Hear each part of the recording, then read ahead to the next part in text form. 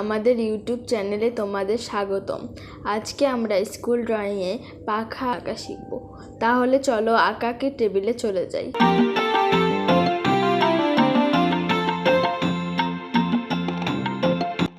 বন্ধু, আমিও আসছি আমার সাথে স্কুল ড্রয়িংয়ে। বন্ধু প্রথমে একটি বৃত্ত এঁকে ফেললো, তারপর বৃত্তের নিচে আরো 3টি রেখা ও ছোট আকৃতির বৃত্ত আঁকলো।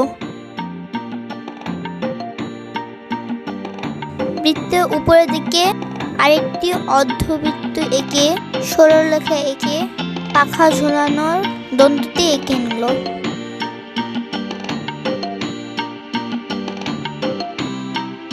তারপর বৃত্তর ডানে বামে ও নিচের দিকে 3টি পাখার প্লেট এঁকে নিচ্ছে।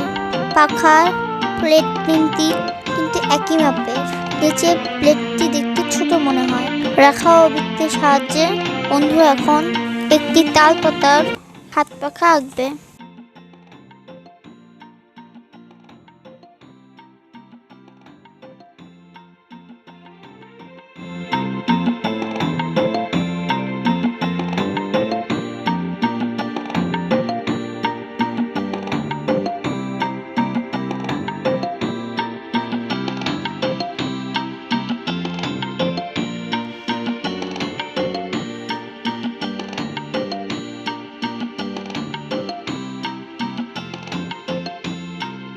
বন্ধুরা, আমরা তো স্কুল ড্রয়িংয়ে 2 ধরনের পাখা আঁকা শিখেই ফেললাম। তাহলে চলো এটিকে এখন সুন্দর করে রং করি এবং বাসায় নিয়মিত চর্চা করি।